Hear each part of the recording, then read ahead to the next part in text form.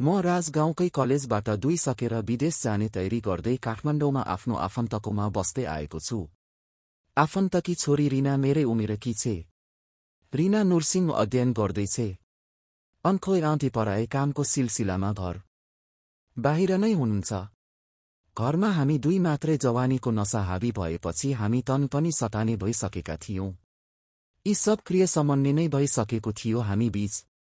तर यो नेपाली यौन कथा सेक्स स्टोरी नेपाली चाहिँ त्यति बेलाबाट सुरु हुन्छ जति बेला रिनाको मामाकी छोरी रिना पढाइको सिलसिलामा काठमाडौँ आउँछे। ओ अर्थात् निता देख्दै सोझी कालो मोटो फ्रेम भएको चस्मा लगाउने पढन्दाज थे। भर्खर 18 पुगेकी। शरीर भने देख्दै खैलाग्दो रसिलो देखिन्थ्यो। कुरा त्यो दिनको हो जुन दिन रिना र निता रोमान्टिक हलिउड मुभी हेर्दै थिए। मुभी हेर्दै जाँदा दुवै केटीहरूलाई फिल आइरहेको प्रष्ट बुझ्न सकिन्थ्यो। रिना कन्ट्रोल गर्न नसकेपछि नितालाई सुमसुमाउन थाली। रिनाले निताको सर्टको टक खोलेको निताले पत्तै पाइने अनि हातले पोका मसल्दै निपल मुखमा राखेर चुस्दै गर्न थाली। निता दिदी नगर्नु न रिना किन? मजा आएन निता कस्तो कस्तो भयो के? नगर्नु न रिना ल। पर्खी एउटा हात उसको पेन्टीभित्र छिर्याएर पुतीभित्र औँला छिर्याउँदै भित्र बाहिर गर्न थाली। अब मजा आयो निता मजा त आयो नि दिदी। तर रिना के तर लाडो नै चाहियो भनेको निता छि दिदी भद्दा भाषा नबोल्नु न। कस्तो कस्तो हुन्छ रिना यही भद्दा भाषाले गर्दा त मजा आउँछ नि। रिनाले उसलाई पुरै नङ्ग्याइदिई निता आह ओ दिदी खपिन सक्नुभयो मलाई त रिना पख उसको पुतीमा जिब्रो पुर्याउँदै म ठिक पारिदिन्छु। निता हुँ दिदी अलि भित्र जोडले हुँ।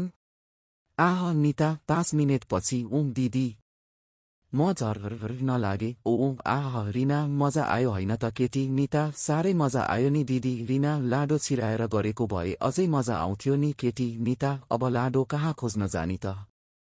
बाटोमा हिँड्नेलाई पुती चिलायो भन्दै हिँड्ने र रिना यही छ नि लाडो। निता कहाँ? रिना राजको के त 8 इन्चको अनि मोटाइ त घोडाको जस्तो छ। निता छ्या दिदी फेरि दाइकै कुरा गर्नुभयो। पाप लाग्छ दाइसँग त रिना के को पाप नि? बाहिर चिकाउँदै हिडिस् भने त भालु भनिहाल्छन् नि। फेरि आजकालका केटाहरूले त ब्ल्याकमेल गरेर आफ्ना साथीहरू सबैको भाडो बनाउँछन्। मेरो साथी सुनितालाई 7 जनाले एकैचोटि चिकेर बेहाल पारिदिएका थिए। निता बाबै 7 जनाको लाडो मेरो पुतीमा पर्यो भने त मर्छु होला। रिना मर्न त के मरिन्थ्यो र? 2 दिन उठ्न पनि सकिन्न होला। 2 जनासम्म एकैपटक चाहिँ मजा नै हुन्छ। एउटा लाडो चाकती र एउटा पुतीमा कस्तो पो मजा हुन्छ? अर्को एउटा पनि थप भयो भने मुखमा ठिक्क हुन्छ। निता बाबै नि दिदी तपाईँ त 2-3 जनासँग गर्नुहुन्छ कि क्या हो एकैपटक? रिना त्यस्तो भाग्य कहाँ हुनु नि। 2टासम्म चाहिँ धेरै पटक लिएको छु। एउटा राजको र अर्को नीलको। नील गएपछि चाहिँ राजको लाडो मात्रैले कहिले चाकमा कहिले पुतीमा चित्त बुझाउँछु नि। निता जिब्रो टोक्दै आम्मै दिदी आफ्नै भाइसँग पनि रिना धेरै नखरा नपार। लाडो र पुतीको कुनै नाता हुँदैन सिवाय चिकाइको। नुहाइसकेर दुवैजना नाङ्गै बाथरुमबाट बाहिर आउँछन्। रिनाले ड्रेसिङ टेबलबाट लिपस्टिक निकालेर ओठमा लगाउन थाली। अनि ओठमा सकेर उसले अर्को पनि निकाली र खाटमा पुती फ्या पारेर पुतीको बाहिरी ओठमा दल्न थाली। निता आम्मै दिदी पुतीमा पनि रिना लौ यो केटीलाई त केही पनि थाहा रहेनछ। तेरो पुती चिल्लो चम्किलो र आकर्षक भए पो अनि चिक्ने मान्छेलाई मजा आउँछ त? खै यहाँ आइस तेरो पुतीमा पनि लगाइदिन्छु बरु। अनि नितालाई खाटमा तानेर लडाइदिई निता बो दिदी मलाई त लाज लाग्यो हुन दिनुस् बो पर्दैन। रिना धेरै नखरा नपार। यति सामान्य कुरा त जान्न पर्यो नि तैले नत्र त तेरो बोयफ्रेन्डले तँलाई एकपटक पनि नचिकी छोड्दिन्छ। निता त्यो त बिहा गरेपछि लोग्नेले गर्ने हो नि। सबैसँग कहाँ गराउँदै हिँड्छु र म? रिना दत्केटी बिहे कहिले हुने हो कहिले? पहिले पो 15-16 वर्षमै बिहे हुन्थ्यो र 15-16 मै पहिले चिक्थ्यो। आजकाल त बिहे कहिले हुने ठेगान नै हुन्न। बाउ आमालाई आफैमा चिकाचिकी गर्दा ठिक्क छ, छोरीको पुतीले लाडो खोज्दैछ भन्ने बुझ्दैनन्। हेर केटी जवानीको मजा बैंस सधैँ लुटिहाल्नुपर्छ, पछि चाउरी परेको पुती त कसैले फर्केर पनि हेर्दैन। निता दिदी पनि त्यसो भए बोयफ्रेन्ड बनाएपछि गरौँला नि त। रिना ठुक्क मोरी। यस्तो पोटिलो ज्यान अनि सेक्सी जवानीको मजा लिन त तरुणीहरू मरिहत्ते गर्छन्। त चाहिँ सडेर बस। रिनाले उसको पुतीका फाकामा मेकअप गरिदिइसकेकी थिई। मलाई त तुरुन्तै चिकाउन मन लाग्यो। तँलाई हेर्न मन लागेको भए यही बसेर हेर। रिनाले कम्प्युटर खोली। निता आम्मै दिदी। डेस्कटपमा पनि आफ्नै नाङ्गो फोटो। कसले खिचेको? रिना आफ्नो कम्प्युटरमा त जे राखे पनि कसलाई के मतलब? अनि राजले यस्ता फोटो त तरिका तरिकाको खिच्छ। रिनाले कम्प्युटरमा भिडियो अन गरेर मेरो कोठाको दृश्य निकाली र आफूले गाउन लगाई। ल त यहाँ बसेर हेर, म चाहिँ राजको लाडो खान गएँ। यता मैले पनि रिनाको कोठाको भिडियो मेरो टेलिभिजनमा हेरिरहेको थिएँ। म बेडमा पल्टिरहेको थिएँ। रिना कोठामा पसी अनि मेरो कमरको सँगै टाँसिएर बेडको छेउमा बसी।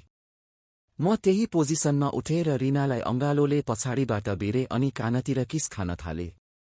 रिना मुसुक्क मुस्काउँदै मतिर फर्की अनि मेरो मुखमा आफ्नो मुख जोडेर लामो टङ्ग किस थाली। मैले आफ्ना हातले उसको पेट बेरे र बिस्तारै हातलाई माथि सार्दै गएँ। झन्डै पोकाको नजिक पुगेपछि मैले हत्केलाले उसको पेट सुमसुम्याउँदै फेरि टङ्ग किस दिन थाले। टङ्ग किसकै क्रममा मैले रिनाको दुवै पोका समाएर हल्कासँग निचोर्न थाले। रिनाले आफ्ना हातले मेरो टाउकोमा बेरी। यो किस सकिदासम्म मैले रिनाको गाउन माथिबाटै पोका मजाले खेलाउन थालिसकेको थिएँ। किस छुटेपछि मैले चोर औँलाको सहायताले रिनाको गाउन घाटिनेरबाट काँधौँदै तल सार्न थाले। रिनाले मलाई सहयोग गरिरहेकी थिई। उता निता ठुल्ठुला आँखा बनाएर कम्प्युटरको स्क्रिनमा हाम्रो यौन क्रीडा हेरिरहेकी थिई। गाउनलाई तल पुर्याएपछि कमरमाथि रिना नाङ्गै भएकी थिई र मैले उसको नाङ्गो पोकालाई घरि हल्लाउने र घरि दबाउने अनि घरि मसल्ने र घरि घुमाउने गर्दै थिएँ। उसको र मेरो किस चाहिँ निरन्तर नै चलिरहेको थियो। यता रिना मेरो कट्टुमाथिबाटै मेरो लाडो मुसार्दै थिई। एकाएक रिनाले मेरो कट्टु सारेर आधा लाडो बाहिर निकाली र खेलाउन थाली। मैले हल्का उठेर कट्टु पुरै तल सारिदिए। अब म पुरै नाङ्गो थिएँ। रिनाले मेरो लाडो हातमा लिएर खेलाउँदै मुख झुकाएर लाडोसम्म पुर्याई र लोलीपोप चुसे झै गरी चुस्न थाली। मेरो मोटो लाडो सकिन सकि चुसेको देखेर निता एकछिन त अवाक भएर वाफ रे भन्ने किसिमको मुद्रामा पुगेकी थिई। तर मेरो लाडोको जरासम्म चुस्ने रिनाको कोसिसले त निता दङ्ग नै परी। यस्तो लाग्थ्यो कम्प्युटर छोडेर प्रत्यक्ष हेर्ने चाहना राख्दै थिई। झनै मैले रिनाको पोका जोडले दबाउँदा रिनाले लाडोलाई अझै भित्र पुर्याउने कोसिस गर्दथी। केही बेर चुसेपछि मैले उसलाई उठाए, जसको कारण रिनाको गाउन भुइँमा सोहोरिएर गयो र ऊ पुरै नाङ्गै भई। मैले रिनालाई खाटमा सुताइदिँदै उसको खुट्टा फट्याएर पुतीमा औँला छिराइदिए। रिनाले निताको कोठासम्मै आवाज पुग्ने गरी आह गरी। त्यसपछि मैले एउटा हातले उसको पोका खेलाउँदै अर्को हातका औँलाले रिनाको पुतीका फाका खोलेर जिब्रोले चाट्न थाले। मेरो जिब्रोले उसको पुतीलाई छुनासाथ रिनाले कोठालाई चिकायमान बनाउने हेतु आवाज निकालेर मलाई उक्साउन थाली। उसको एउटा पोका आफ्नै हातले निचोर्न थाले। उसको र मेरो उद्देश्य नितालाई चिकाइको मजा असीमित र अति आनन्ददायी हुन्छ भन्ने अनुभूति गराउनु नै थियो। हाम्रो यति काम नै नितालाई सन्काउन काफी भइसकेको मैले अनुभव गरिरहेको थिएँ। केही बेर रिनाको पुती चाटेपछि रिना, राज अब त अति भयो, लाडो छिरा न पुतीमा, मामा ये म कति हतार गर्छेस्, अहिले त खलास भइहाल्छेस् अनि मेरो लाडोलाई दिमाग खराब हुन्छ। अर्को पुती पनि भए त ठिक हुन्थ्यो। चुपचाप एकछिन मेरो लाडो चुस। रिना, आजबाट त एउटा पुती थपिएको छ नि घरमा, निताको पुती। म मान्दिन होला नि त त्यसले मसँग चिकाउन। रिना, एकचोटि ट्राई गरेपछि क्लियर भइन्छ नि, नभए मेरो चाकमा चिक्लास् नि त। म खै छोड, अहिले मजा आइरहेको बेलामा ट्राई गर्नुभन्दा तेरै चाकमा चिक्छु। अनि उसको चाकमा लाडो छिराए। निताले आश्चर्यचकित हुँदै आँखा नजिम्क्याई स्क्रिनमा हेरिरही। उसलाई थाहा थिएन त्यही कम्प्युटरको वेबक्यामबाट हामीले उसलाई पनि हेरिरहेका थियौं। रिनाको चाकमा मेरो लाडो ठूलो भएको कारणले चिक्दाखेरि टाइट भएको थियो। रिनाको मुखबाट निस्केको चिकालु आवाजले कोठा गुन्जायमान भइरहेको थियो। त्यसमाथि मेरो हातले घरिघरि रिनाको पुती अनि पोका खेलाइदिँदा उसले अझै शीतकारपूर्ण रूपमा अझै भित्र गेडैसित भन्थी। अनि कुनै बेला म उसको मुहार हल्का पछाडि फर्काएर टम्म किस पनि दिन भ्याउँथे। चिकाइको हरेक धक्कामा रिनाको पोका लचकलचक गर्दै हल्लिएको दृश्य मेरो सधैँको प्यारो थियो। त्यसैकारण रिना पोकाको गतिशीलतालाई पनि निकै ध्यान दिने गर्थी। समग्रमा भन्दा हाम्रो चिकाइ पूर्ण समझदारी अनि रोमाञ्चक होस् भन्ने कुरामा हामी निकै ध्यान दिन्थ्यौं, किनकि हामी चिक्नकै लागि मात्र बढी केन्द्रित थियौं। निकै बेर रिनाको चाकमा चिकेपछि मैले लाडो उसको चाकबाट निकाले र तत्कालै रिनाले मुखमा राखेर भित्र बाहिर गराउँदै चुस्न थाली। उसको मुखबाट प्रशस्त निस्केको थुकले मेरो लाडो चिप्लो बनिरहेको थियो। मैले लाडो उसको मुखबाट बाहिर निकाले र उसको पोका समाउँदै मुखलाई मेरो मुखसम्म ल्याएर फेरि टङ्ग किस दिन थाले। त्यसपछि ठिक क्यामेराको अगाडि पर्ने गरी म लाडो ठड्याएर उत्तानो परेर बसे अनि रिना पनि पुती फेस्याउँदै मेरो लाडो पुतीभित्र छिराएर तलमाथि गर्दै मच्चिन थाली। त्यसो गर्दा उसका ठूला ठूला दुधका फाचा ब्रा नलगाएकी केटी दौड्दाका बखत हल्लिएझै हल्लिरहेका थिए। घरिघरि म उसको पोकालाई निकै बेसरी समाइदिन्थे।